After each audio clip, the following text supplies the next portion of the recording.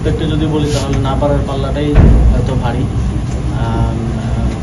বাংলাদেশের মানুষ অভ্যুত্থানের সুফল পেয়েছে, তবে আমাদের সরকারের কতটা সুফল পেয়েছে, কিছু জায়গায় আমাদের অর্থনীতিতে অনেক ভালো হয়েছে, দ্রব্যমূল্য নিয়ন্ত্রণে আছে। এর বাইরেও গণঅভ্যুত্থানের আকাঙ্ক্ষার জায়গা থেকে অনেক আকাঙ্ক্ষাই পূরণ হয়নি, আবার অনেক আকাঙ্ক্ষাই এই সরকার পূরণ করার চেষ্টা করেছে। এটা আসলে জনগণ মূল্যায়নটা করলেই সবচেয়ে ভালো মূল্যায়নটা আসবে বলে আমি মনে করি।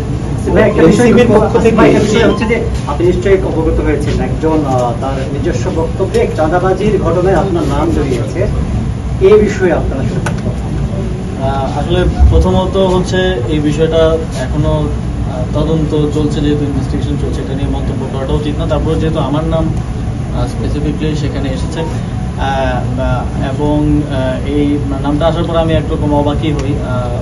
জানাল মুখকে আমি চিনতাম যখন আমি ছাত্র অধিকার পরিষদে ছিলাম 2022 সালে, যখন ক্যাম্পাসে আমরা ছাত্রদের সাথে যুক্ত ছিলাম, তখন সেও ছাত্র অধিকার পরিষদে করতো, সম্মিলিত বেসরকারি বিশ্ববিদ্যালয়ের কমিটিতে ছিল তখন চিনতাম। কিন্তু গত 2024 সালের 5 আগস্টের পরে তার সাথে আমার কখনো কথাবার্তা না, এবং এই ধরনের একটা ক্লেম আসার পরে তারপরে আমরা আবার আরেক জায়গা থেকে জানতে পারলাম, আজকে কিছুক্ষণ আগেও আমি ক্যাবিনেট থেকে বেরোয় দেখলাম যে একজন সংবাদ সম্মেলন করেছেন, তার স্ত্রী পরিচয়।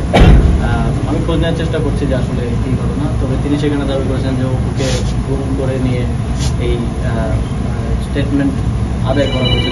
যদি এরকম কিছু হয়ে থাকে এটা আসলেই অত্যন্ত শঙ্কাজনক। 5 আগস্টের পরের বাংলাদেশে আমরা যদি আবারও আগের মতো, এটা আসলে ঢাকা বিশ্ববিদ্যালয়ের গেস্ট রুম মতো আপনারা জানেন, আমাদের এখানে আয়নাঘর ছিল যেগুলো 5 আগস্টের গণঅভ্যুত্থানের ফলে এখন অকার্যকর, সেই প্র্যাকটিসের দিকে আমরা যাচ্ছি কিনা এটাও একটা। ওয়েস্টার্নের সাথে আপনি গিয়েছিলেন কিনা সেটা সিসিটিভি ফুটেজে দাবি করা হচ্ছিল আপনি বাইকে চড়ে গিয়েছিলেন, ঠিক ভোররাতে আপনি গিয়েছিলেন আমাদের সেখানে?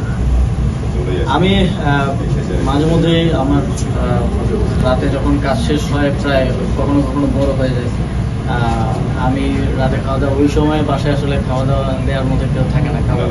আমি মাঝে মধ্যে হচ্ছে বেশিরভাগ সময় যাই হচ্ছে 300 মিটার নীলা মার্কেট বলে একটা জায়গা আছে, আপনার জানতে ওখানে হাঁসের মাংস খুব ভালো করে, তো ওইখানে হয়তো যাই 4-5 জন মিলে। তো আবার মাঝে মধ্যে ওইটা আবার বেশি ভোর হয়ে গেলে বন্ধ থাকে, তখন ওইদিকে ওয়েস্টার্নে যাওয়া হয়। তবে এক্সাক্ট ওই দিন আমি গিয়েছিলাম কিনা বা সেখানে ছিলাম কিনা এটা আমার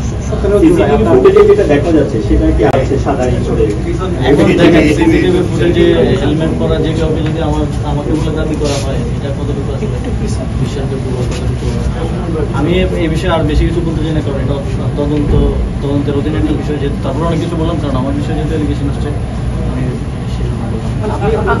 অস্বীকার করছেন। এর সাথে ভাই আমার কোনো ধরনের সম্পৃক্ততা নাই, এবং আমার মনে হয় না এখনো কেউ এরকম কোনো প্রমাণ দিতে পেরেছেন আমার সম্পৃক্ততা আছে। বরং আরও যা সাক্ষাৎকার নেওয়া হয়েছে, এই সাক্ষাৎকারটা একজন রাজনৈতিক নেতার বাসায় একজনকে জোরপূর্বক নেওয়া হয়েছে বলে যে অভিযোগ এসেছে, এটাও অত্যন্ত গুরুতর একটা অভিযোগ, এবং সেটা পরিবারের দিক থেকে এসেছে, যথেষ্ট রিলায়েবল এখন পর্যন্ত মনে হচ্ছে।